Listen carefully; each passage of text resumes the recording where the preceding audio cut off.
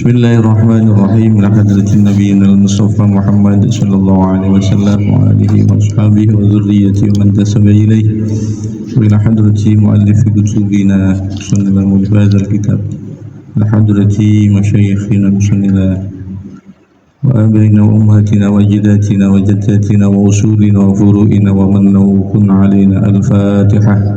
A'udzu billahi minasy syaithanir rajim. Bismillahirrahmanirrahim. Alhamdulillahi rabbil alamin arrahmanir rahim maliki yaumiddin iyyaka na'budu wa iyyaka nasta'in ihdinas siratal mustaqim siratal ladzina an'amta 'alaihim ghairil maghdubi 'alaihim waladdallin amin. Bismillahirrahmanirrahim. Qala al-muallifu rahimahullahu ta'ala wa nafa'ana bihi wa bi'ulumihi wa bi asrari fid darin amin ya rabbal alamin. Para hadirin hadirat yang banyak, langsung saja Bu. Sebelum kita mulai pembahasan tentang fikih, yang pertama kita bahas adalah fikih toharoh. Fikih toharoh itu fikih yang menerangkan bagaimana kita nanti akan melakukan sholat, dan toharoh itu merupakan perangkat atau syarat sahnya seseorang bisa melakukan sholat. Artinya pada saat kita tidak suci, berarti sholat kita tidak sah. Kenapa terus kita pakai metode atau cara dengan berlandaskan yang namanya, kalau di Jawa, kitab kuning Bu? Itu sesuai dengan sanad dulu waktu kira-kira tahun 1900-an Masehi, itu kan terjadi perubahan peradaban di Jazirah Arab, terutama Makkatil Mukarramah, yang pada saat itu, sebelum peristiwa itu, 100% ahli sunnah di sana itu selalu memegang kesanatan keilmuan dari Nabi Muhammad Sallallahu Alaihi Wasallam. Maaf, Nabi Muhammad itu wafat pada tahun berapa Bu? Hijriahnya. Nabi Muhammad itu meninggal pada tahun 11 Hijriah. 11 hijrah dulu Bu. Sekarang sudah tahun 1446 48 Hijriah. Jadi berapa tahun kira-kira? Sekitar 27 tahun yang lalu. 1500 tahun lah katakanlah begitu, kita sudah ditinggalkan Nabi Muhammad Sallallahu Alaihi. Terus yang membawa tampuk keilmuan itu setelah Nabi adalah para sahabat. Setelah para sahabat adalah para tabi'in. Tabi'in itu orang yang bertemu dengan sahabat.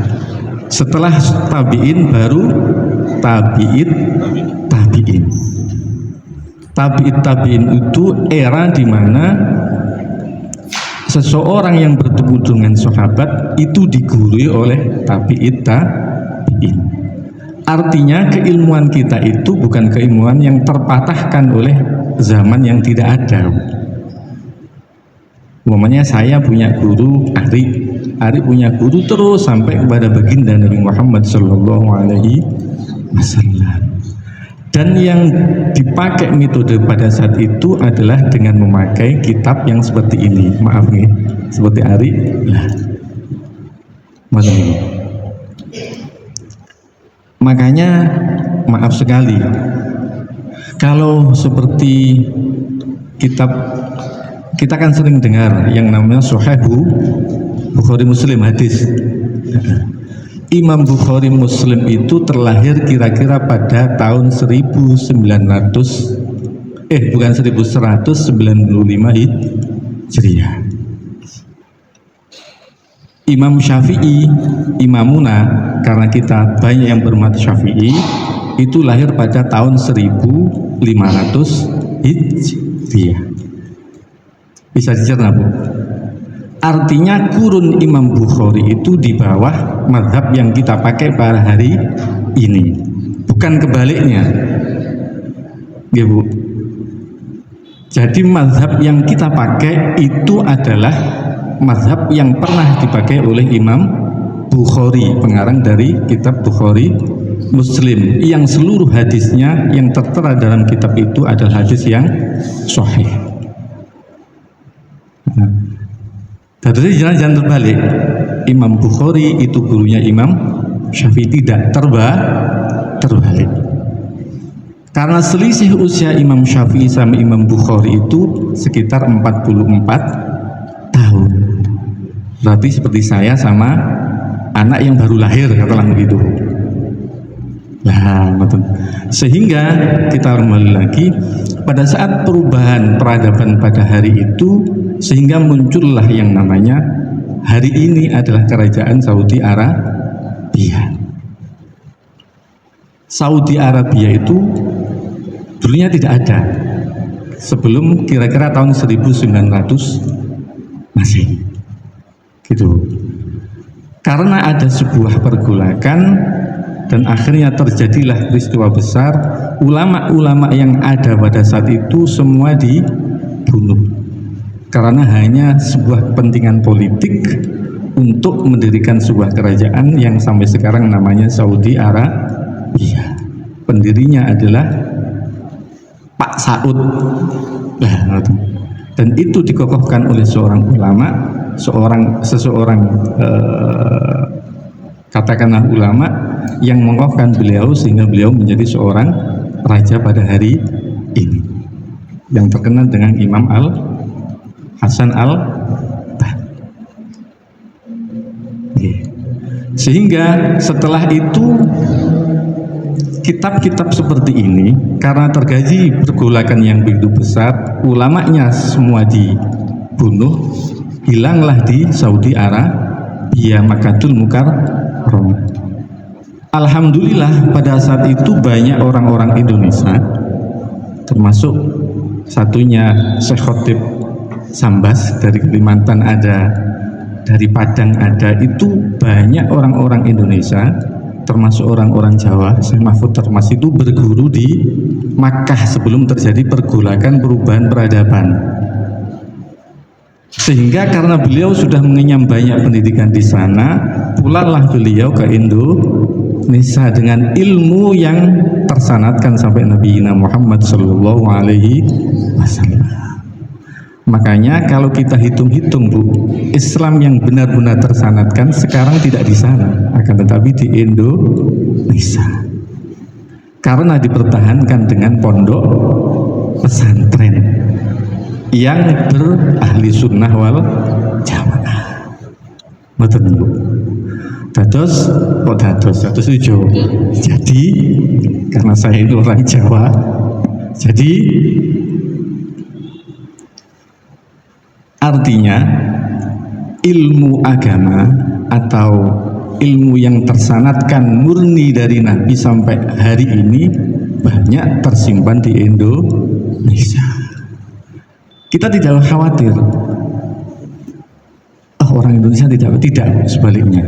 Karena sampai hari ini banyak pengarang-pengarang dari zaman dahulu dari Indonesia itu menjadi rujukan pada hari ini dan masih dipakai di Makkah Al-Mukarramah, di Mesir juga dipakai.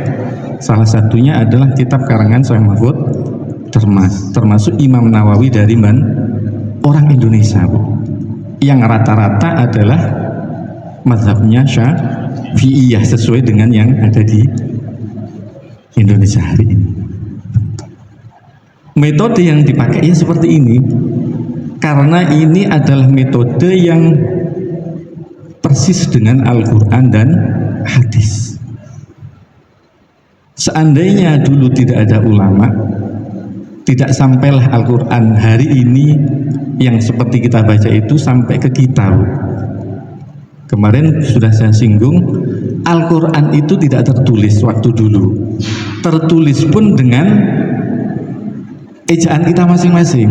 Contohnya Ibu lurah, maaf ya, itu kalau menulis sesuatu dengan tulisan sendiri dengan sandi, seperti itulah. Ada yang menulis tetapi dengan sandinya sendiri-sendiri, sehingga tulisan itu tidak bisa sepadankan seperti hari ini, seperti Bismillahirrahmanirrahim, Mbak pakai apa, rengget satu, titiknya satu, sin renggetnya tiga. Ilmu tajwid pun tidak ada, Bu. Zaman Rasulullah tidak ada ilmu tajwid, tidak ada makhorijul huruf. Zaman sahabat tidak mulai muncul itu pada saat Imam Abi Aswad Ad-Du'ali, penggagas dari ilmu nahwu. Kemudian muncul lagi ilmu tajwid digagas oleh Imam Jazariyah, sehingga kita bisa membedakan ini yang namanya panjang, ini yang namanya sin, ini yang namanya idgham. Itu bukan karya sahabat, tetapi karya ulama-ulama setelah beliau. Tujuannya apa? Agar mengerucut sesuai dengan apa yang dibaca persis oleh Nabi Muhammad Shallallahu Alaihi Wasallam. Terus ilmu kita bukan ilmu ngarang, tidak. Yang semuanya itu mungkin dikatakan teman-teman kita adalah sesuatu yang baru, atau makanya nyun sewu, saya minta jangan pernah terprovokasi dengan kata-kata bid'ah. Karena apa? Hari ini selalu didengungkan bid'ah itu mesti kafir. Itu bahaya, Bu. Karena tidak tahu sumber dasar dari ilmunya. Bahaya. Harus kita pelajari dengan seksama. Sebelum kita masuk, ini sebuah wacana agar ternyata agama itu tidak sesempit yang kita pikirkan. Agama itu tidak sesempit penghukuman atau justifikasi orang kepada kita pada saat kita bertahlilan. Padahal nyun sewu, kalau kita baca tahlil, apa yang dibaca, Bu? La ilaha illallah. Padahal jaminannya Allah pada saat orang membaca la ilaha illallah dakhalal jannah. Orang kafir pun pada saat asyhadu alla ilaha illallah menjadi Kenapa dengan kata-kata la ilaha illallah kita dimusyrikkan dengan orang yang sama muslim? Itu kan lucu. Ya, Bu. Padahal Allah mengatakan kalau sudah la ilaha illallah, yang kafir menjadi muslim, yang muslim dakhalal jannah. Nah, ini harus kita kaji betul sehingga kita tidak mudah untuk mengkafirkan orang lain. Nah, begitu sebetulnya Islam. Aman gitu. Nah, nanti metode yang kita pakai adalah metode yang tersanatkan dari guru saya ke atas. Cerita sebentar. Kita nanti akan pakai bahasa Jawa dulu. Istilahnya maknani. Contohnya begini, Bu. Bismillahirrahmanirrahim. Bismillahi ngawiti ngaji ingsun kelawan nyebut asmane Allah. Kenapa selalu kita pakai itu? Karena itu yang kita dapatkan dari guru-guru kita sampai ke atas. Kenapa pakai bahasa Jawa? Kebetulan yang banyak hari itu adalah orang Jawa gitu loh, Bu, yang belajar di Makkah. Seandainya orang Sulawesi mungkin pakai bahasa Sulawesi, mungkin loh. Begitu. Bahasa Jawa yang ditulis dengan bentuk bahasa Al-Quran, namanya istilahnya pegon, Bu. Pegon itu contohnya saya mendengar, tulisannya juga sin pakai a, lif, ya juga pakai a, bacanya ya. Lah begitu. Itu namanya pegon, bukan Al-Quran dan bukan hadis, tapi bahasa kita yang ditulis pakai cara Arab. Kenapa begitu? Dulu, cerita lagi mau ngomongin. Dulu kita pernah dengar yang namanya Yai Soleh Darat, pernah dengar, Semarang. Nah, Indonesia Merdeka itu salah satu jasa yang beliau torehkan adalah melalui jasa Syekh Soleh Darat. Karena Syekh Soleh Darat itu salah satu guru dari imam yang pakai udeng itu siapa Bu? Yang pakai kuda? Pangeran Diponegoro, termasuk dari pahlawan perempuan yang namanya Cut Nyadin. Jadi Cut Nyadin itu adalah seorang santri seperti jenengan itu sebenarnya. Beliau itu juga mengaji, juga seorang pahlawan perempuan, sama dengan Imam Dipo. Kenapa? Karena yang memiliki sirroh atau ketekatan hati untuk berjihad memerdekakan kita ya orang muslim Bu. Karena di Islam ada jihad itu menyebabkan kita masuk surga. Lah yang beliau metodekan pada hari itu agar tidak diketahui oleh penjajah adalah bahasa Jawa yang ditulis pakai sandi Arab, sehingga dinamakan Pegon. Hari ini dipakai di pesantren sampai mungkin besok kiamat datang, karena untuk menjaga keaslian dari sejarah itu dan kemurnian dari kata-kata yang ada. Nah, kebetulan alhamdulillah saya itu juga memakai metode itu, karena itu yang dipastikan 100% murni dari guru-guru kita sampai ke atas. Nah begitu ya.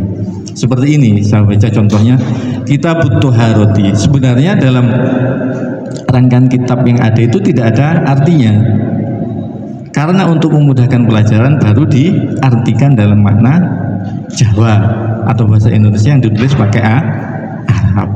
Contohnya begini. Sekarang langsung kita bahas yang pertama adalah bab Toharoh. Bisa dipaham Bu ya? Bismillahirrahmanirrahim. Kitab Toharoti seperti ini, utawi iki iku nerangake kitab Toharoh. Nanti kita begitu dulu. Kemudian kita jelaskan hari ini kita membahas tentang fikih Toharoh. Tapi kalimat aslinya akan selalu saya baca dengan pemaknaan pakai bahasa Jawa. Langsung di atas ini. Wat toharatu utawi toharoh bi fathit ta'i lughatan iku an-nazafatu aran bebersih. Secara literlek toharoh itu adalah arti dari kegiatan kita yang menyangkut kepada sebuah kesucian bisa, atau membersihkan sesuatu pun bisa, itu namanya toharoh. Tetapi wa amma syar'an fa fiha tafasiru katsiratun, mongko iku ing dalem toharoh tafasiru utawi pira-pira tafsir katsiratun kang akeh minha qauluhum fi'lu ma utawi nglakoni barang tustabahu kang den wenake bihi kelawan ma apa as-sholatu sholat. Tetapi secara syarak paham ya Bu? Syarak itu syariat. Akan tetapi dalam bahasa syariat kita yang namanya toharoh itu adalah fi'lu ma tustabahu bihi as-sholah, mengerjakan sesuatu yang menyebabkan kita itu diperkenankan menjalankan ibadah sholat. Artinya tanpa toharoh sholat kita itu tidak sah. Maaf, fikih itu membahas tentang sah dan tidak sah, atau haram tidak haram, nanti begitu. Jadi tidak ada pembahasan ini tentang oh saya sungkan dengan dia, tidak ada. Bahasanya cuma haram, halal, makruh, nanti ada mubah, ada sah dan tidak sah, termasuk syarat rukun dan sebagainya. Jadi yang namanya toharoh adalah mengerjakan sesuatu yang menyebabkan kita diperkenalkan untuk melaksanakan ibadah sholat. Min wudu'in wa ghuslin wa tayammumin wa izalati najasatin. Apa saja itu? Contohnya seperti wudu. Kita tidak punya wudu berarti tidak boleh melakukan kalau memaksa berarti lah begitu Bu. urutannya gitu. Kita memiliki najis, berarti kita tidak perkenankan untuk baju kita najis, tidak boleh sholat. Berarti harus diganti dulu. Contohnya kalau baju, baru kita diperkenankan untuk melakukan ibadah sholat. Itu namanya adalah toharo. Ya, terus walam makana mengusmangsane ono alma ubanyu iku alatun dadi alat lit toharoti kadue toharo istatroda mongko nyulami guneng summa al musannif di anwa ilmiyahi maring pira-pira wernane banyu faqala mongko dawuh musannif, karena perangkat untuk toharoh itu rata-rata pakai air. Apa saja Bu? Air bisa, yang kemudian benda yang keras seperti batu itu bisa. Pada saat kita mau istinja, maaf, kalau kita setelah buang hajat besar atau kecil, yang bisa kita pakai adalah biasanya atau batu, atau yang sekarang lebih keren tisu itu loh, bisa.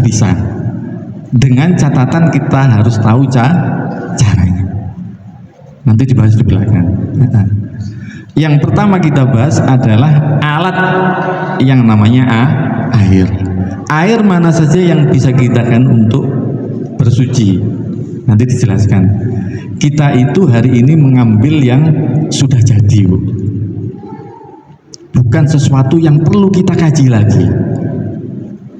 Sudah jadi kita dengarkan, kita amalkan. Bukan hal-hal yang perlu. Kita itu tidak terlalu mampu untuk itu.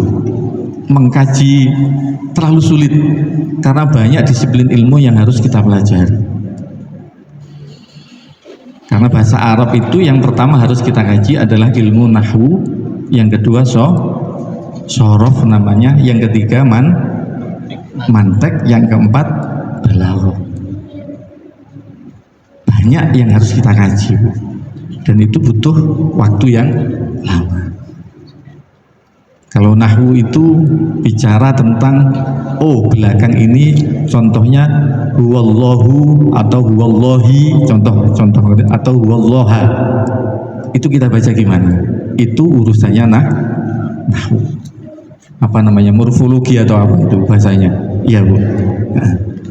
Kalau urusan bentuk dari kalimat seperti fa'ala yufa'ilu, seperti idza jaa nasrullah, jaa bisa yaji'u, lah itu urusannya sorof. Kalau dalam bahasa Inggris mungkin grammar itu banyak Bu.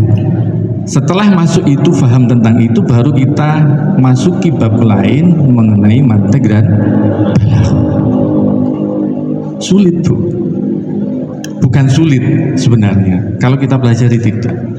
Jadi banyak hal di dalam Al-Quran ataupun dalam hadis yang menjelaskan Al-Quran, kadang-kadang kita itu terpeleset karena kita tidak mumpuni dalam 4 hal itu paling tidak. Sehingga kita mentafsirkan, bukan mentafsirkan, menerjemah sesuai dengan sesuka gue. Padahal butuh kajian. Lah di sini harus mengkaji gitu. Padahal kita butuh untuk mengkaji itu lebih dalam dari disiplin ilmu yang telah ada. Bukan sekedar menerjemah. Begitu. Lanjut nggih. Kesane mboten kemana-kemana. Faqala al-miyahu allati yajuzu kang wenang ayyasihu tegese sah apa tadiru suci biha kelawan al-miyah iku sab'u miyahin, itu piro-piro banyu. Jadi Allah itu sudah menciptakan 7 bagian air yang bisa kita gunakan untuk bersuci, 7 macam. Yang pertama adalah ma'us samai ail an-nazilu minha, yakni an-nazilu banyu kang tumurun minha sang sama. Yang pertama adalah air hujan. Terus yang kedua wa ma'ul bahri, dan air laut. Ya. Terus wa ma'un nahri lan banyu kali. Yang selanjutnya adalah air sungai. Wa ma'ul bi'ri lan banyu sumber. Air sumber itu. Terus wa ma'ul aini lan air sumur. Wa ma'us salji lan banyu embun. Wa ma'ul barodi lan banyu salju. Terus 7 hal yang diciptakan Allah yang itu mutlak bisa kita gunakan untuk bersuci. Yang pertama air hujan, yang kedua air laut. Air laut bisa kita gunakan. Yang ketiga air sungai, terus air mata sumber atau mata air, terus air sumur. Yang keenam air embun bisa. Air embun itu bisa. Yang terakhir adalah air salju atau es. Itu kesemuanya bisa kita gunakan untuk bersuci. Di dalamnya termasuk untuk istinja. Seandainya kita di pinggir laut mau cebok bahasanya? Ya cebok sama Bu. Setelah kita buang air kecil, kita cebok pakai air laut sah saja.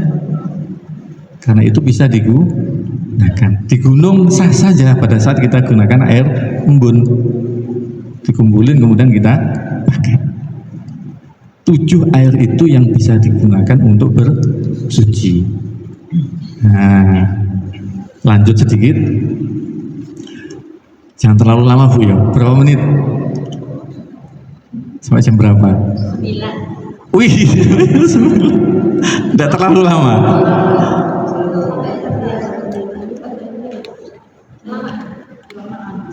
Setengah 9 jam.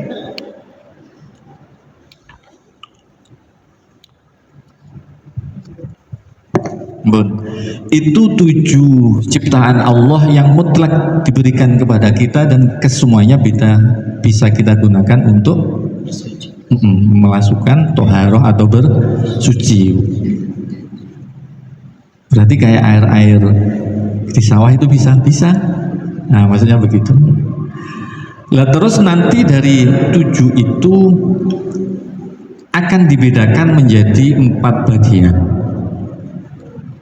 Artinya pada saat air ini suci dan bisa digunakan untuk mensucikan, nanti ada. Yang pertama air itu suci dan juga bisa untuk ada air nanti suci tapi tidak bisa digunakan mensucikan. Nah, nanti kita bahas itu setelah ini. Ya, gitu. Terusannya, Bu, kalau kurang jelas bilang saja. Oh, alhamdulillah. Oh, sangat jelas. Kalau kita nggak nyambung itu berarti kan kami belum tahu. Oh, begitu. Lanjutan kalimatnya Pak Kiai kita nggak tahu nyambungnya. Nanti kita buka sesi tanya jawab setelah 4 bagian ini kita buka itu. Terus summal miyahu tangkosimu ila nuli utai biro-biro banyu ikut tangkosimu kebagi apa banyu ala arbaati aksamin ngatasi papat biro-biro tung-tungan. Dari ke-7 hal itu yang bisa kita gunakan untuk bersuci ini dibagi menjadi 4 golongan. Dibagi 4 bagian besar. Yang pertama adalah ahadua utai nomor sijin arba'ah iku tohirun suci fi nafsi ing dalam awak dhewe ne tohir mutahhirun tur nyuciake li ghairihi kadue liyane tohir ghairu makruhin kang ora makruh apa isti'malu nggunakake ing tohir. Yang pertama adalah air itu suci dan mensucikan, tidak makruh untuk digunakan.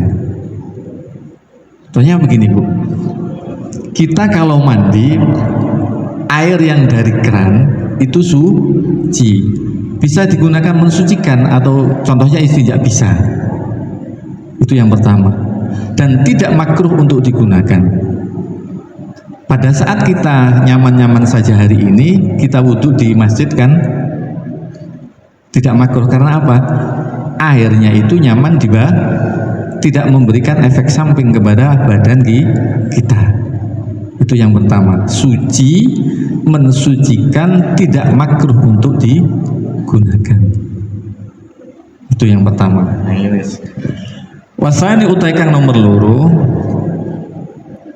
iku tohirun banyu kang suci, mutohirun tur nyucukake, makruhun kang makruh apa istimaluhu gunakake mak fil badani ing dalem badan, lafis saubi ora ing dalem dodot.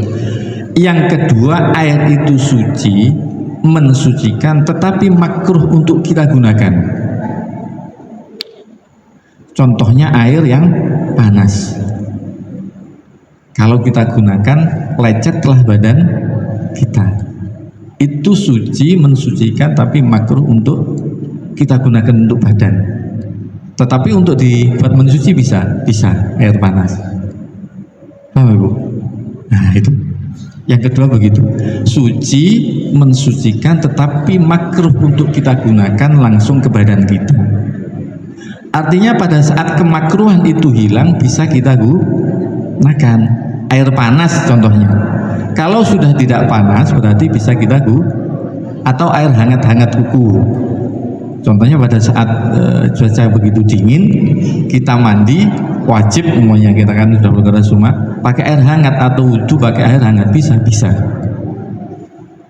Nah begitu. Terus yang nomor 3, wal qismu salisu utawi bagian kang nomor 3 iku tohirun banyu kang suci fi nafsi ghairu mutahhirin tur ora nyucikake li ghairihi maring liyane tohir. Wa huwa utawi tohir mutahhir ghairu mutahhir iku alma'u banyu al musta'malu kang den gunakake fi rafi hadasin ing dalem ngilangake hadas au izalatin najasatin utawa ngilangake najis. Yang ketiga adalah airnya suci tetapi tidak bisa digunakan untuk mensucikan. Jadi kemutlakan air atau keniscayaan air bisa digunakan untuk bersuci itu dua. Airnya itu suci sendiri dan bisa digunakan untuk mensucikan. Yang ketiga ini suci tapi tidak bisa gunakan untuk mensucikan. Contohnya, kalau kita jalan-jalan ke pasaran umum itu kan ada penjual kelapa muda. Kalau kita belah ada airnya suci-suci, diminum bisa. Tetapi untuk berwudu tidak bisa. Gitu loh. Nah, ataupun nanti air yang mustakmal, artinya air yang pernah kita gunakan untuk bersuci atau menghilangkan najis. Contohnya begini, kita berwudu pada saat basuhan yang wajib alias yang pertama, air itu menetes dan tetesan itu kita pakai, itu tidak bisa, Bu. Ini agak anu. Umpamanya kita di rumah punya kita tidak punya keran lah, kita punya bejana, ember atau bisa. Ember itu kebetulan tempatnya kurang dari besaran 2 kulah. 2 kulah, Bu ya. 2 kulah itu kalau hari ini kita konversikan ke ukuran kita adalah ember yang ukurannya panjangnya 60, lebarnya 60, tingginya 60. Itu baru namanya 2 kulah. Kira-kira 216 liter isinya. Kita punya ember yang kecil, tidak sampai 2 kulah. Pada saat kita wudhu, basuh muka, air meteteslah di situ. Kita gunakan wudhu lagi, air yang tidak bisa. Bukan sakit, karena airnya sudah mustakmal. Bisa dipahami? Tetapi beda lagi kalau airnya itu banyak. Banyak itu airnya 2 kulah atau lebih. Kita punya ember besar sekali, lebih dari 216 liter. Katakanlah jeding itu namanya Bu. Mbak Mandi. Bak mandi lah, bak wudhu itu besar sekali. Kalau 60 itu kan kira-kira satu ubin itu loh Bu. Satu keramik itu kan 60, kan kecil sekali. Kita punya bak mandi itu, bak tampungan air itu besar sekali. Kemudian kita wudhu di situ, airnya kembali lagi, itu tidak menyebabkan air mustakmal. Karena hitungan air mustakmal itu pada saat air yang kita gunakan untuk basuhan wajib kembali di air yang kurang dari 2 kula. Nah, makanya yang aman itu kita pakai pancuran, lebih aman. Kalau kita berwudu atau mandi, kalau kepakai ember kurang dari ukuran minimal 60 itu airnya kembali menjadi mustakmalah, dia itu suci tapi tidak bisa digunakan mensucikan. Yang perlu diingat, suci bekas digunakan untuk bersuci basuhan yang wajib saja Bu. Contohnya begini, membasuh muka itu yang wajib yang pertama pada saat basuhan itu sudah rata. Yang kedua berarti sunat. Basuhan pertama kembali kepada tempat atau ember yang kurang 2 kula berarti airnya menjadi mustakmal. Tetapi pada saat sudah basuhan yang sunat, basuhan kedua menetes di sini, ini tidak mustakmal. Karena yang terhitung mustakmal itu adalah bekas dari basuhan yang wajib saja. Nah itu bisa dipaham. Sekarang yang nomor 4, yang terakhir. Mana ini? Poin-poin ini saja. Warobi'u tekang nomor 4 itu adalah ma'u najisin, air yang najis, ai mutanajisin. Artinya karena air yang disertakan Allah itu semuanya suci, istilahnya airnya bukan air najis tapi air mutanajis, air yang terkena najis. Karena sudah najis berarti secara zatiahnya sudah tidak bisa digunakan untuk bersuci, apalagi untuk mensucikan yang lain. Itulah Bu, 4 pembagian besar tentang 7 air yang disediakan Allah untuk bisa kita gunakan untuk bersuci. Mungkin dari sini ada pertanyaan, monggo kalau tanya. Iya. Kalau untuk bersuci menggunakan es tadi Pak ya, mungkin seperti apa itu caranya?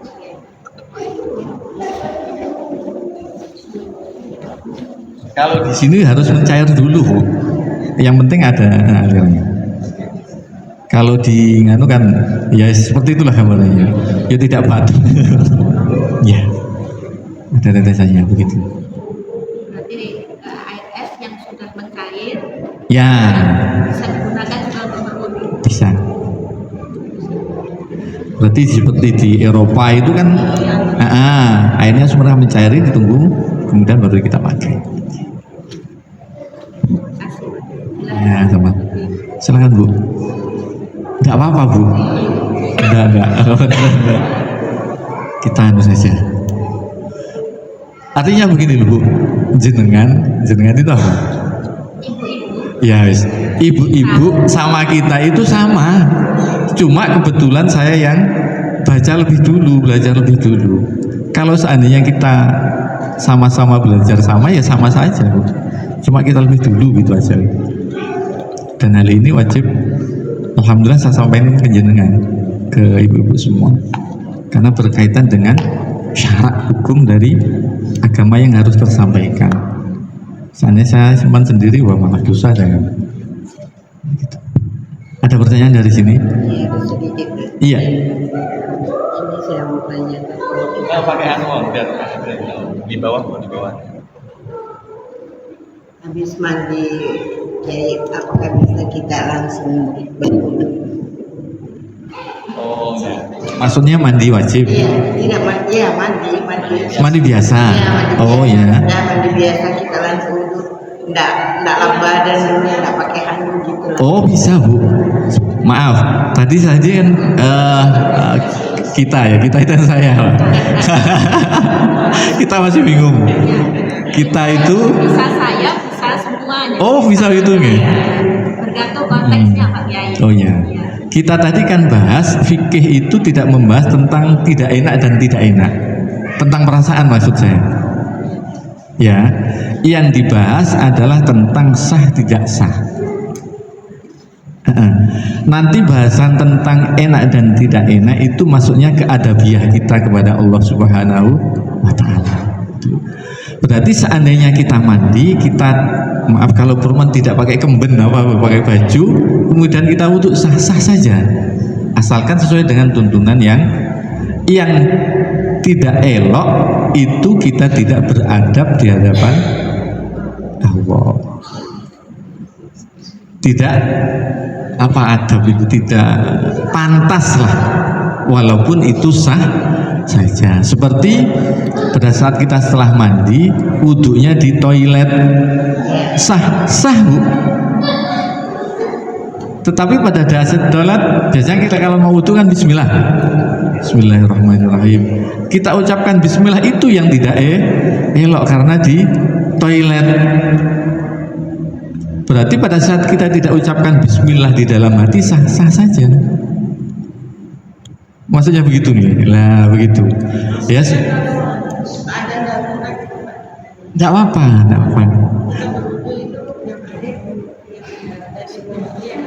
Di dalam toilet sah Bu, sah. Ya, tetap sah. Keadaan tidak darurat normal saja sah. Tidak berbaju ya sah, tetapi masuk dalam kategori pantas dan tidak pada saat kita begitu. Sah Bu, sah. Ini kan darurat airnya itu darurat yang ada kan yang untuk mandi itu ya untuk mandi untuk ini juga bisa pakai itu bisa dipakai deh. Misalnya tidak ada air lain selain air di bak mandi. Bak mandinya besar. Begini yang penting Bu, cara yang kita pakai, yang penting air itu jangan menjadi mustakmal begitu. Umpamanya kita mandi di bak bak agak besar itu ya. Sebentar, mandi itu yang menyebabkan air mustakmal pada saat kita mandi wajib. Ya, pada saat tidak mandi wajib dan tidak ada najis di dalam tubuh kita, berarti airnya bukan air mustakmal.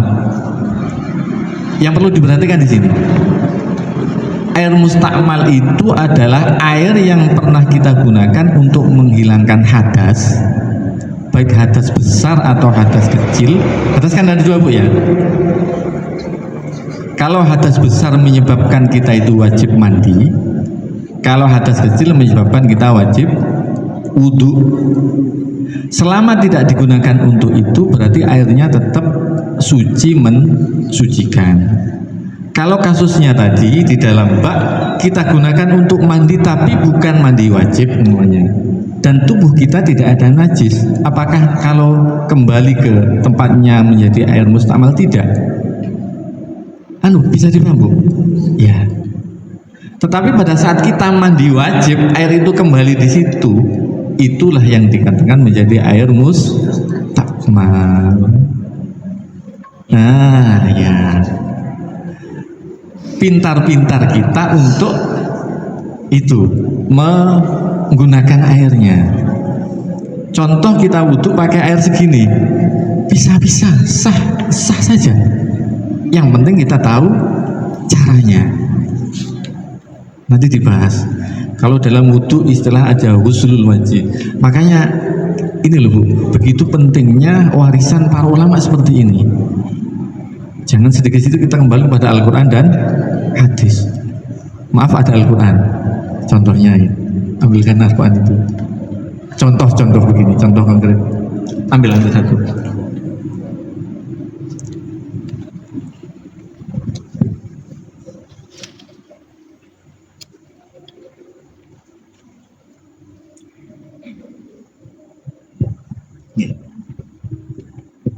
Maaf, pada saat saya bilang kita itu harus kembali kepada Al-Quran dan hadis. Al-Quran ini Bu, pada saat bilang gitu menarik ya. Tetapi maaf, kita semua tanya Al-Quran ini, bisa jawab? Ini lu, tanya Al-Quran ini bisa jawab? Mushaf sama terjawab? Tidak. Kita butuh orang yang ahli untuk ini. Makanya pada saat orang maaf selalu mempolarkan kembali kepada Al-Quran hadis, tanya, hal ini sudah pernah terjadi pada zaman Sayyidina Ali karramallahu wajhah. Proses seperti ini, dan kenapa hari ini terjadi lagi yang perlu tidak terjadi sebenarnya. Kita perlu ahli untuk menjelaskan tentang hal-hal, kembalilah kepada Al-Quran dan hadis. Ini mushaf tidak bisa bunyi, ini mushaf tidak bisa menerangkan sendiri, butuh kepada ahli untuk menerangkan ini. Ahlinya itu namanya al-ulama warasatul anbiya, ulama yang muktabar, bukan ada ulama su itu ada Bu. Begitulah ya, inilah salah satu bentuk atau wacana atau sebuah begitu lebarnya atau begitu besarnya wawasan Islam sebenarnya, dan semuanya itu paling tidak wajib tahu bahwasanya Islam itu sangat nyaman untuk kita alami. Mungkin ada tanya lagi tentang bab itu. Iya.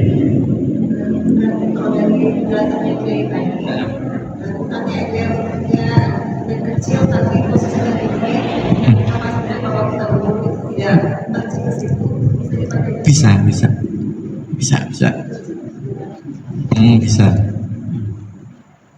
Tinggal pola atau cara kita untuk mensiasati itu. Nah, gitulah. Sudah Bu, itu sudah setengah 9 lebih 5 menit. Ada lagi, satu lagi. Kalau tidak ada, berarti hari ini kita cukupkan untuk ini, kita sambung besok. Baru ya, hal baru ini mungkin untuk artinya kita dapat, tapi luar-luarnya saja, mungkin tidak terlalu mendalam seperti itu yang kita ketahui lewat sekolah-sekolah, melalui Pak Guru agama, dan ayatnya seperti ini terbagi begini, tapi hari ini Pak Kiai menjelaskan lebih mendalam lagi. Nah, alhamdulillah. Ya. Terima kasih Pak Kiai. Sama-sama Bu. Ya, begitulah. Kami dapat hanya dari guru agama ketika masih sekolah. Kan tidak pernah belajar. Belum.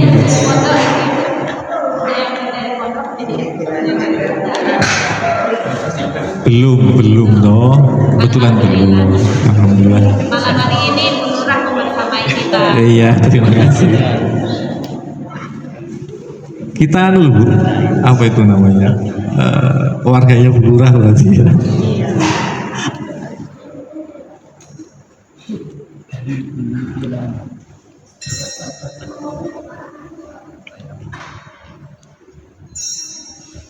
Ya, gitu. Sambil diangan-angan, mungkin ada kasus atau kejadian yang kita alami. Monggo kalau mau ditanyakan, kalau tidak hari ini besok monggo. Kita aman-aman saja untuk itu. Selama kalau ada referensi untuk menjawab, saya tidak berani menjawab tanpa ada sebuah referensi, karena ini masalah agama. Karena agama ini bukan semau gue gitu. Harus, kalau kita maaf ya, ibu-ibu kan senangannya itu kan buat kue lah, katakanlah begitu. Ibu kalau buat kue donat itu kan ada campurannya. Walaupun ada campurannya, teknisnya salah pun tidak ya, apalagi tidak tahu campurannya. Agama itu seperti itu, Bu. Sama sebenarnya. Kita tahu, itu salah. Caranya, komposisinya, tidak jadilah sholat di. Apalagi tidak ada yang membimbing tentang itu. Kita mau buat donat saja harus ada gurunya, apalagi yang lebih dari itu, terutama masalah agama. Berarti lebih butuh kepada ya begitulah. Enak-enak dikata begitu, Bu. Ya, hari ini sampai di sini. Maaf kalau ada kesalahan. Wallahul muwaffiq ila aqwamit thoriq. Assalamualaikum warahmatullahi wabarakatuh.